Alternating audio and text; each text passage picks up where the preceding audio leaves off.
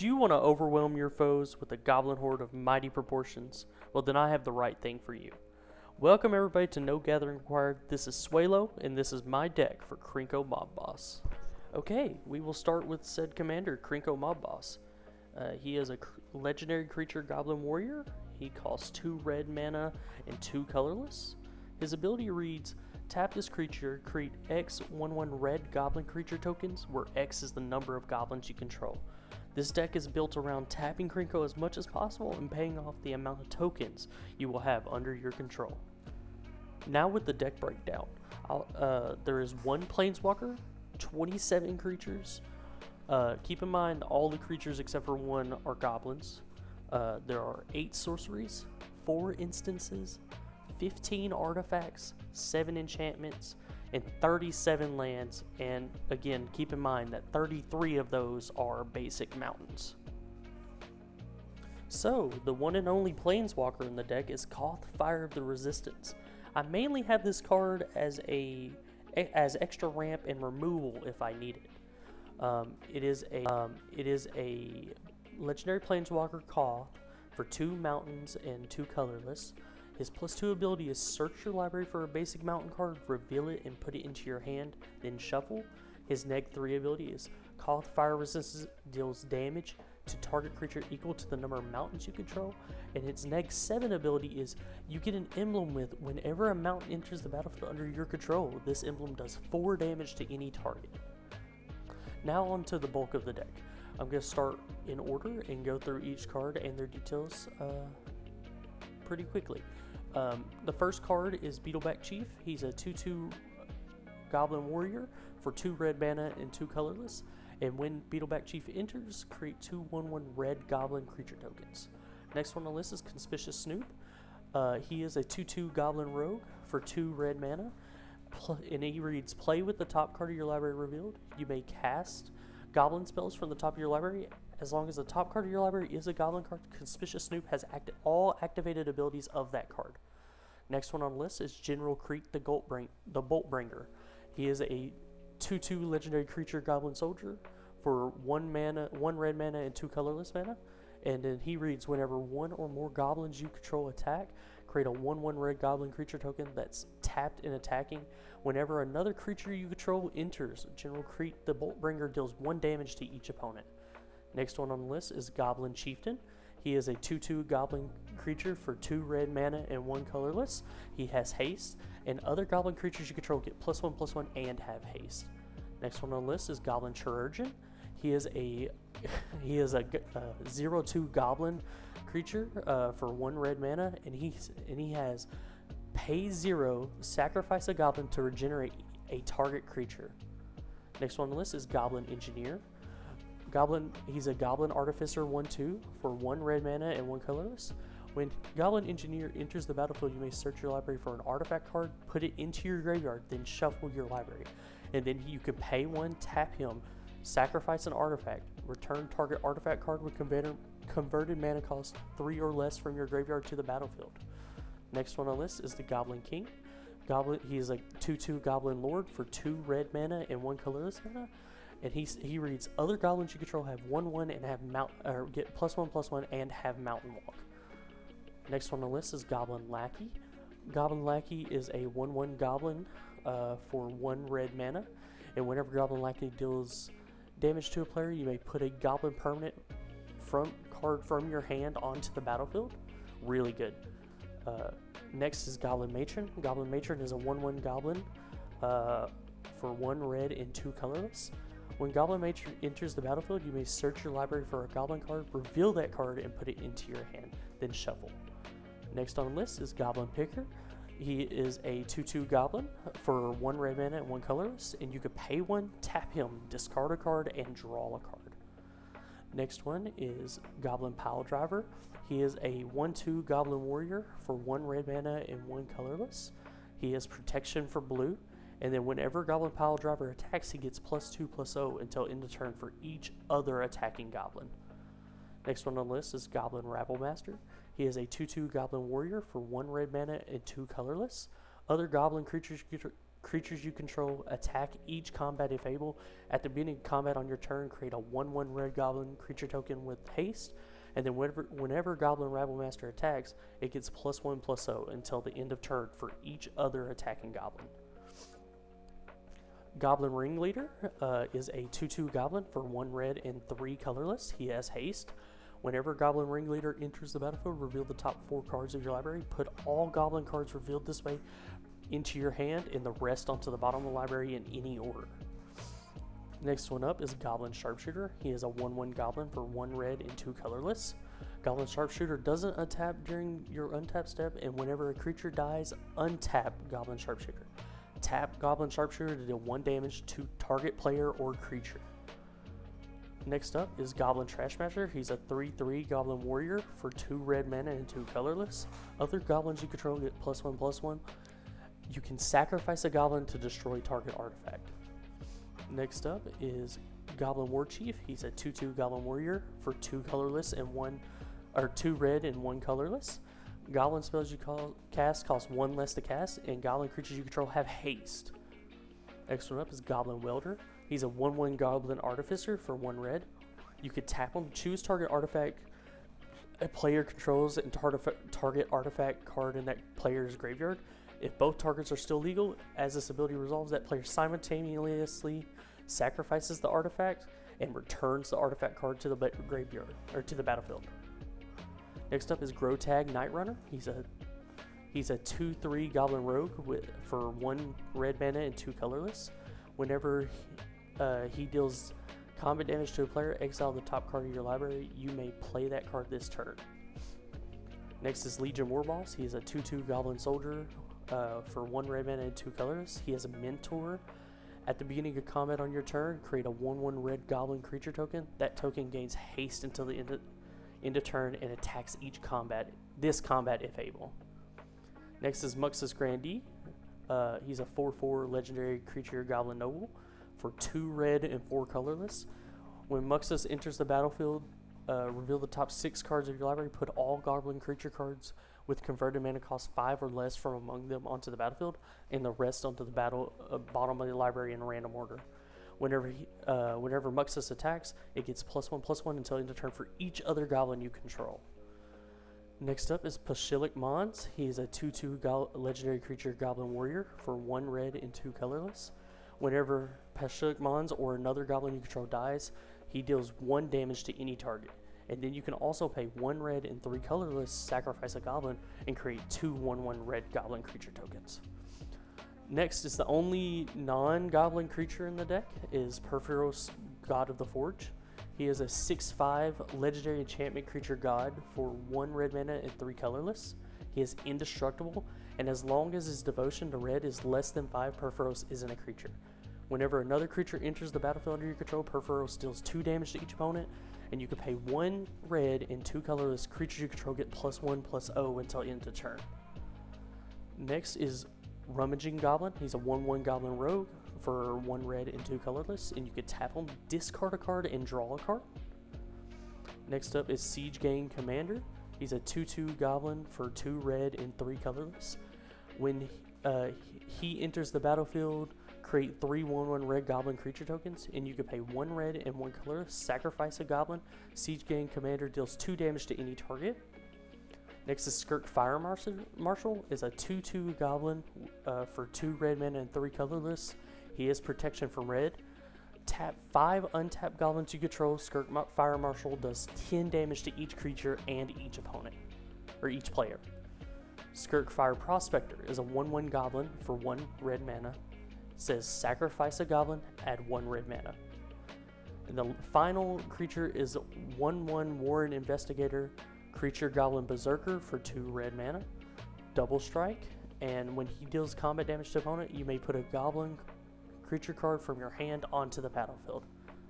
That's all the creatures. Next, we're going to go over the 8 sorceries in the deck. The first one is Dragon Fodder. It's for 1 red and 1 colorless. It says create 2 1/1 red goblin creature tokens. The second one is Empty the Warrens. It costs 1 red mana and 3 colorless, and it says create 2 1/1 red Goblin creature tokens, and it also has Storm. The next one is Fury of the Horde. It costs 2 red mana and 5 colorless, and it reads, you may exile 2 red cards from your hand rather than pay Fury of the Horde's mana cost. Untap all creatures that attack this turn. After this main phase, there is an additional combat phase followed by an additional main phase.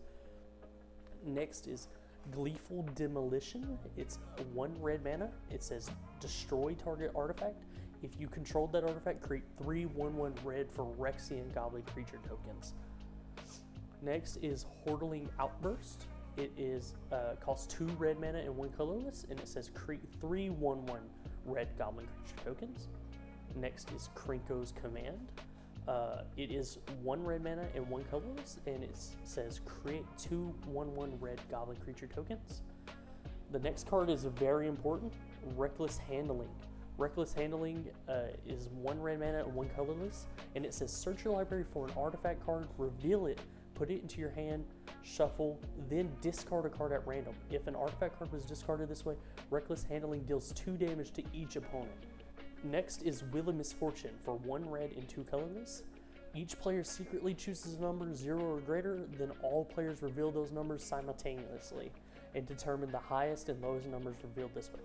Wheel of Misfortune deals damage equal to the highest number to each player who chose that number. Each player who didn't choose the lowest number discards their hand and draws 7 cards. Next, we're going to go on to the instants in the deck. The first one is Chaos Warp for 1 red mana and 2 colorless. Owner of target permanent shuffles it into their library, then reveals the top card of their library. If it's a permanent card, they put it onto the battlefield. Next one is Electric Revelation for 1 red mana and 2 colorless. It says, as additional cost to cast a spell, discard a card. And it says draw 2 cards. And it also has Flashback for 1 red and 3 colorless. Next is Expedite. It is a 1 red mana, and it says target creature gains haste until the end of turn. Draw a card. Next is Thrill of Possibility. It's 1 red mana and 1 colorless. And it reads, as an additional cost to cast a spell, discard a card. And it says draw 2 cards. Next, we're going to go on to the 15 artifacts in the deck. Arcane Signet for 2 mana. You could tap it to add 1 mana of any color in your commander's identity. Next is Commander Spear for 3 mana. I could tap it, add 1 mana in any color in your commander's color identity, and you can sacrifice Commander Spear to draw a card. Next is Door of Destinies for 4 colorless mana. As Door of Destinies enters the battlefield, choose a creature type. Whenever you cast a spell of the chosen type, put a charge counter on Door of Destinies. Creatures you control of the chosen type get +1/+1 for each charge counter on Door of Destinies. Next one is Eldrazi Monument for 5 colorless mana. Creatures you control get +1/+1 and have flying and indestructible. At the beginning of your upkeep, sacrifice a creature. If you can't, sacrifice Eldrazi Monument. Next is Felwar Stone for 2 colorless mana. You can tap it and add 1 mana of any color that a land an opponent control could produce. Next is Herald's Horn for 3 colorless mana. As Herald's Horn enters the battlefield, choose a creature type. Creatures of the chosen type cost 1 less to cast. At the beginning of your upkeep, look at the top card of your library. If it's a creature card of the chosen type, you may reveal it and put it into your hand. Next is Lightning Greaves for 2 colorless mana. Equipped creature has haste and shroud, and equipped for 0. Next is Patchwork Banner for 3 colorless mana. As Patchwork Banner enters the choose a creature type. Creatures you control of the chosen type get +1/+1, and you can tap it and add 1 mana of any color. Next is Betrayer Seal for 3 colorless. You could tap it, add 1 mana of any color, or you could pay 1, tap it, and untap target legendary creature you control. Next is Soul Ring, 1 colorless mana. Tap it to add 2 colorless mana. Next is Sonic Screwdriver for 3 colorless mana. You could tap it and add 1 mana of any color, or you could pay 1, tap, untap another target artifact. You could pay 2, tap it and scry 1, or you could pay 3 and tap it and target creature can't be blocked this turn. After that is probably the most important artifact in this whole deck, Sting, the Glinting Dagger for 2 colorless. Equipped creature gets +1/+1 and has haste. At the beginning of each combat, untap equipped creature. Equipped creature has first strike as long as it's blocking or blocked by a goblin or an orc, and then you can pay 2 to equip it. Next is Swiftfoot Boots, 2 colorless mana. Equipped creature has hexproof and haste. Equip 1. Next is Urza's Incubator for 3 colorless mana. As Urza's Incubator enters the battlefield, choose a creature type. Creature spells of the chosen type cost 2 less to cast. Next is Vanquisher's Banner for 5 colorless. As Vanquisher's Banner enters the battlefield, choose a creature type. Creatures you control of the chosen type get +1/+1. Whenever you cast a creature spell of the chosen type, draw a card. And that's going to be all the artifacts. Next, we're going to go over the various enchantments in the deck. There are 7 of them in total. And the first one is Berserker's Onslaught for 2 red mana and 3 colorless. Attacking creatures you control have double strike. Next one, we have Boggart Shenanigans for 1 red mana and 2 colorless. Whenever another goblin you control is put into the graveyard from play, you may have Boggart Shenanigans deal 1 damage to the target player. Next one is Breath of Fury, very important card for the deck. For 2 red mana and 2 colorless, you can enchant creature you control. Whenever enchanted creature deals combat damage to a player, sacrifice it and attach Breath of Fury to a creature you control. If you do, untap all creatures you control, and after this phase, there's an additional combat phase. Next is Goblin Bombardment for 1 red mana and 1 colorless. It says, sacrifice a creature, Goblin Bombardment deals 1 damage to target creature or player. Next is Goblin War Drums for 1 red and 2 colorless. And it says, each attacking creature you control that opponent chooses to block may not be blocked with fewer than 2 creatures. It basically gives all of your goblins menace. Next is a really, really big important spell, Impact Tremors. For 1 red and 1 colorless, whenever a creature you control enters, this enchantment deals 1 damage to each opponent. Next up is Mana Echoes for 2 red mana and 2 colorless.